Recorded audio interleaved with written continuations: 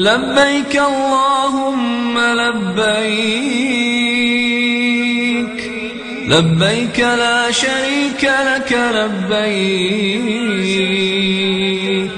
إن الحمد والنعمة لك والملك لا شريك.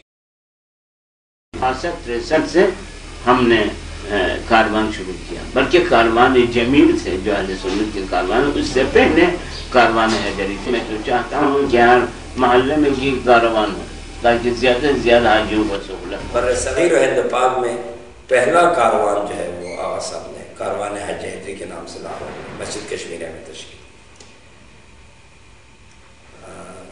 اور اب الحمدللہ اس کو دیکھے کافی کاروان پاکستان میں بن چکا ہے. تو کاروان حج حیدری کا انہوں نے ابتدائی دور میں جوانی کے عالم میں تھے آغا علی صاحب، تو انہوں نے جوانوں کو تیار کرنا شروع کیا حج کے لیے. تو حج کے لیے ہمارے قوم میں یہ رواج تھا، جب کوئی بوڑھا ہو جاتا تھا تو لالا جی کو بھیج دو جی حج کے لیے، یہ چلے جائیں. گھر میں وہ کبھی اس کو ناراض ہوتے ہیں، کبھی اس کو ان کو حج کے لیے بھیج دو. آغا علی صاحب نے جوانوں کو تیار کرنا شروع کیا. وہ در جوانی توبہ کردن سیوائے پیغمبری، وقت پیری گربے میش وقت پرہیزگار.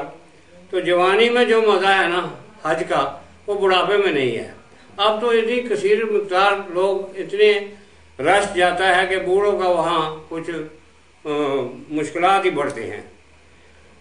بہرحال تو انہوں نے ابتدائی دور میں یہ حج کا سلسلہ حج حیدری کے نام سے شروع کیا، جو آج تک چل رہا ہے. کہ آغا علی نے کاروان حج حیدری کی بنیاد رکھی اور وہ قافلہ اس محلے سے نکلتا لبیک اللہم لبیک کہتا ہوا اسٹیشن تک جاتا، تاکہ لوگوں کو بھی پتہ چلتا کہ شیعہ صرف عزاداری یا حسین بھی کرتے ہیں، اس کے ساتھ یہ باقی اعمال بھی بجا لا رہے ہیں، حج بھی کرتے ہیں، ان پہ حج بھی واجب ہے. اس طریقے سے وہ جانا شروع ہو گئے. اور آج اس کی بھی نفی ہوتی ہے کہ وہاں، یہ میں کہہ رہا ہوں کہ یہ انہوں نے جو یہ بنیاد رکھی، آج لوگ اگر ہمیں کوئی ہمارے نام رکھتے ہیں کہ یہ مسلمان نہیں ہیں، یہ فلاں ہیں، تو لیکن وہاں میقات کے آگے کسی کافر کو جانے کی اجازت نہیں ہے، لیکن شیعہ تمام جاتے ہیں. پاکستان سے بھی کئی شیعہ حج کے لیے جاتے ہیں، اور ان کی بنیاد رکھی ہوئی سے اب کئی پاکستان میں کاروان حج کے لیے بن چکے ہیں جو ہر سال حج کے لیے جاتے ہیں. ملکوں میں اب یہ سلسلہ شروع ہوا ہے. اس سے الحمدللہ میں تو جاتا ہوں، آج مجھے پتہ ہے کہ اس کے کتنے فوائد ہیں اور کس قدر لوگ جو ہے اب حج سے استفادہ کریں، کاروانوں سے استفادہ کریں. علماء سے دوران حج بھرپور تربیتی، اخلاقی اور دنیاوی امور میں بھی استفادہ. 21 حج اور 1 عمرہ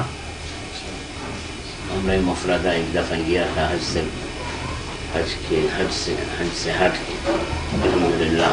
اور اب بھی شوق ہے حج کو جانے کا، بہت شوق. میرے خاندان میں بہت کم ایسے لوگ ہیں جنہوں نے حج نہیں کیا، بلکہ ہمارے دوست کہتے ہیں کہ ایسا پہلے تو بوڑھے لوگوں کو ہم اس کو بھیجتے تھے، اللہ کرے وہیں انتقال کر جائے وہاں. مگر اب جوان جا رہے ہیں، آپ دیکھتے ہیں نا بہت سے لوگ جا رہے ہیں حج کے لیے شادی سے پہلے. لہٰذا واقعہ حقیقت ہے حج جوانی میں کرنا چاہیے. دھکا کھاؤ دھکا مار، ورنہ بہت مشکل ہے. ورنہ ہر کام میں نیابت، ہر کام میں نیابت. کنگن نہیں مار سکتا ہے نیابت میں مار. طواف نہیں کر سکتے ہیں، اس کو اٹھا کے تختی پہ طواف کراؤ. چیئر کرسی پہ ساری صفا مروا، مزہ نہیں آتا.